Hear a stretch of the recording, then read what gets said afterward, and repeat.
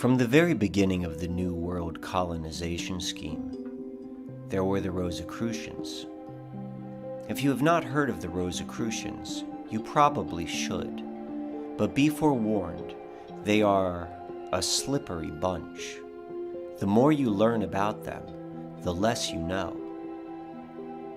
The Rosicrucians who I refer to are the group of reformers from Europe from the 15 and 1600s that set the continent abuzz with talk of ancient wisdom, magic, and a new, beautiful future.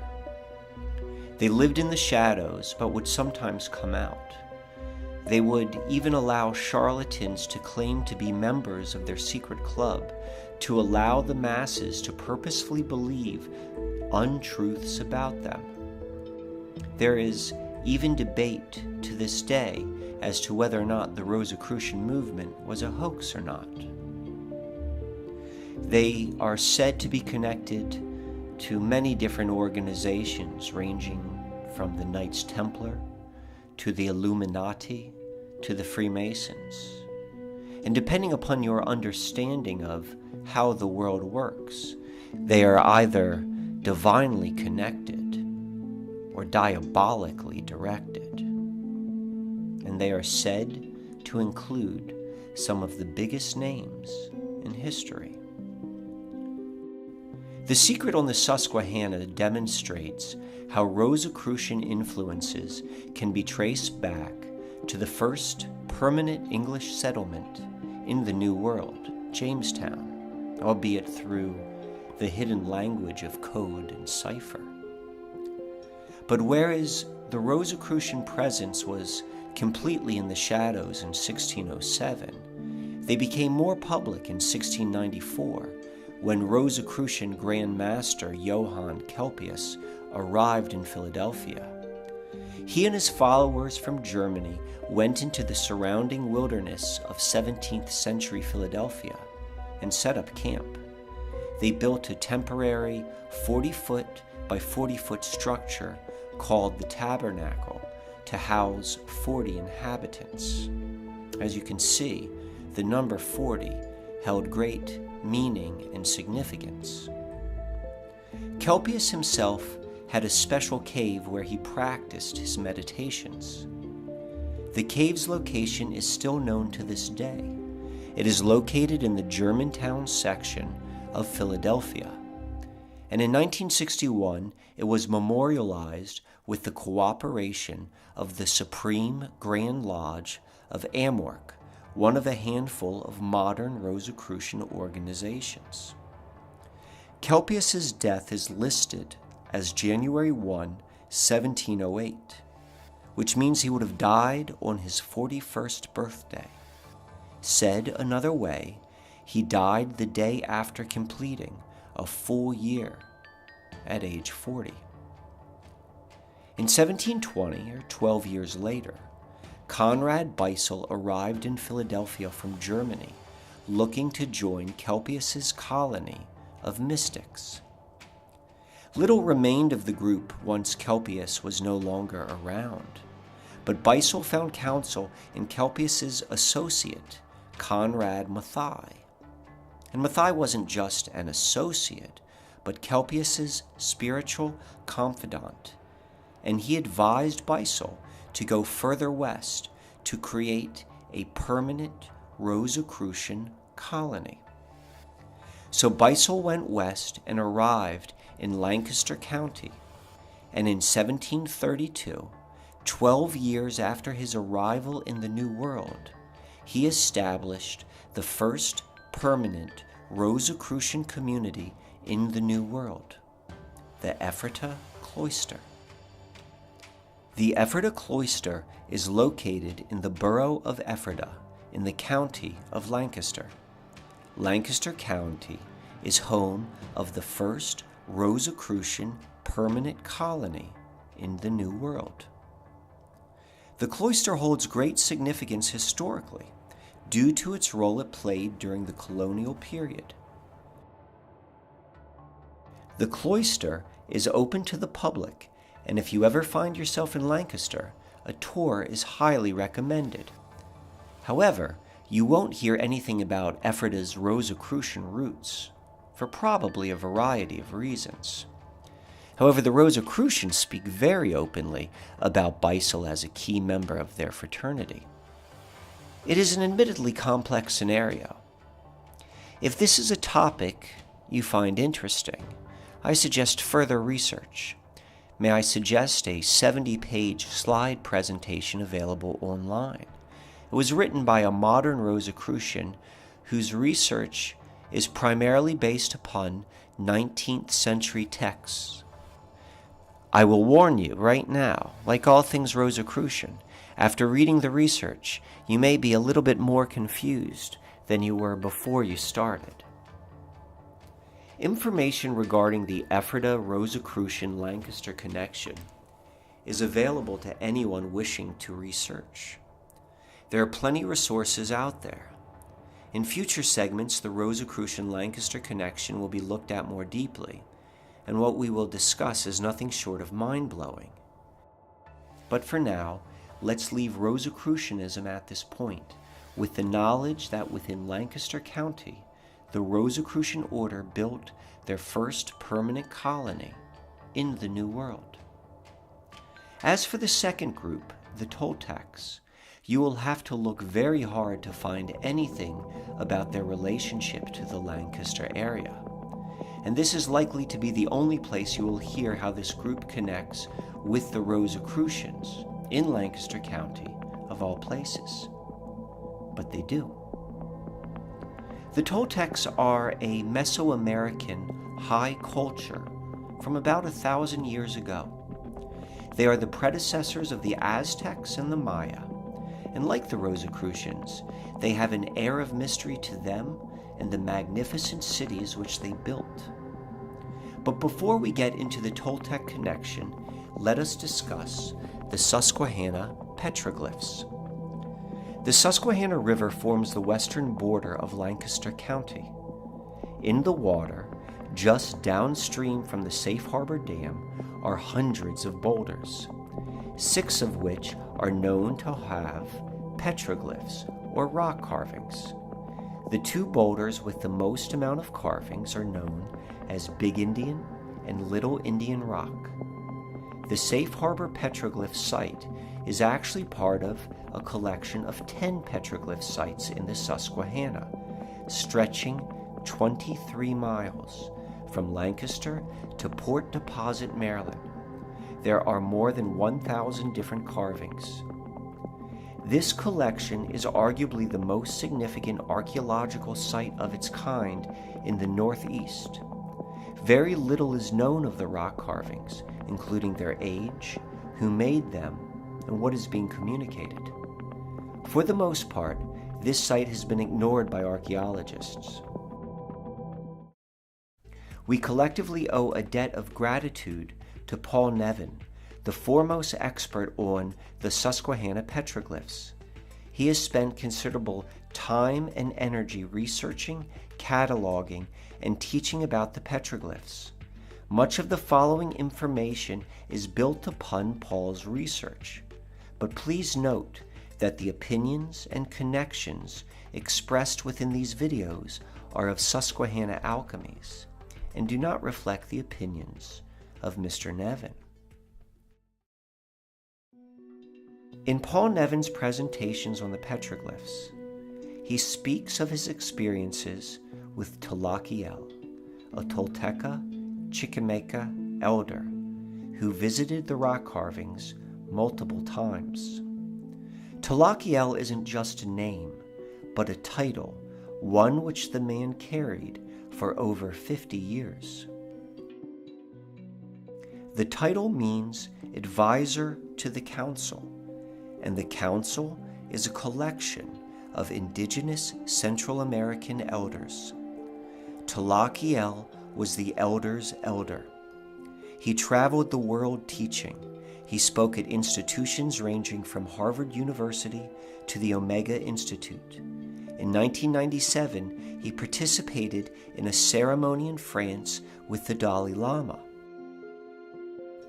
Tolakiel returned time and again to the Susquehanna petroglyphs because to him, based upon his knowledge as the guardian and heir to the true history of the Toltec people, that the Susquehanna petroglyphs demonstrated a connection. When Tolakiel was taken to the petroglyphs, he and Paul Nevin examined all of the carvings. Tolakiel looked and said one by one he did not know what they meant. But then he saw one which he knew, one which was very meaningful. It was of a human figure with very large hands. And he said it was the symbol of Humak, the legendary leader of the Toltec city Tula at the time of Tula's fall. I want you to remember Tula, for we will come back to it later. The presence of the Humak glyph suggested to Tolakiel a connection from Lancaster to the cultural migration of Mexico that occurred throughout North America following the fall of Tula. Said another way, the glyph demonstrated that the Toltecs came to Lancaster. The Humak carving was not the only thing that interested Tolakiel, however. In northern Lancaster County is Cocalico. Cocalico can refer to a community, a municipality, and a tributary to the Conestoga River, which is a tributary to the Susquehanna River. More on that in a moment. The word Cocalico is from the Lenni Lenape people, and it means house of snakes. The Lenni Lenape language falls within the Algonquin family of languages. The word Cocalico caught Tolakiel's attention because there is a similar sounding word in Nahuatl, the ancient language of the Aztecs and Toltecs, and it is Cocalco. And interestingly, it means house of snakes. The snake is a significant symbol to the Mesoamerican culture as it represents a key deity and also the location of the Aztec creation myth. The presence of the Cocalico-Cocalco phonetic link suggests something even greater than cultural migration. Now is not the time for that discussion, but just know that to the man who was the heir to the true history of the indigenous Mesoamerican people, that the phonetic similarity was very significant. Now let's look how physically Cocalico connects to the petroglyphs. As said before, the petroglyphs are located just south of the Safe Harbor Dam. This also happens to be the location of where the Conestoga River empties into the Susquehanna. Many different people were drawn to the land here. It is the same location where William Penn suggested to build a great city. It is also home to the mysterious Shanks Ferry people. According to Paul Nevin, the petroglyphs seem to be pointing up the Conestoga. In this slide by Paul Nevin, he identifies the 6 boulders that contain petroglyphs. As you can see, the 6 boulders are aligned in such a way that they make 3 intersecting lines. The Nevin diagram lacks a greater context. Here, the schematic of the 6 boulders is superimposed over a satellite image of the river. The schematic aligns perfectly to boulders identifiable in the image. Now note the ACD line segment. The stone marked with the letter A has a petroglyph of 2 feet in human scale. If one stands where the feet are, they would face the same direction as the ACD line. Now, let's superimpose the alignment schematic on a map and extend the ACD line. The line matches the path of the Conestoga River. Said another way, any person who stands on top of the petroglyph feet, they will look directly up the mouth of the Conestoga. Now let's expand the line further and apply the schematic to a larger map and see what is up the Conestoga. Approximately 15 miles upstream the Conestoga meets the Cocalico Creek. If the Cocalico Creek is followed, you will eventually reach its source in a boulder field in Cocalico. There is a direct connection via Waterway from Cocalico to the Susquehanna petroglyphs. But not only that, if you look closely at the map, you will see that the Cocalico Creek runs directly through Ephrata. And if you look even closer, you will see the Ephrata cloister was built on the banks of the creek. Perhaps there is a conscious connection. Perhaps there's not. All we can say for fact is that the Rosicrucian colony offered a direct path to the petroglyphs if one were to follow the current. Now here's another little connection. A book titled The Return of the Serpents of Wisdom was released in 1997 by Mark Amaru Pinkham. It was published by Adventures Unlimited Press, a publishing house known for unusual topics that can neither be proven nor disproven. And this book is no exception. So take what it says with a grain of salt. But with that said, it connects our two groups and the word Cocalico.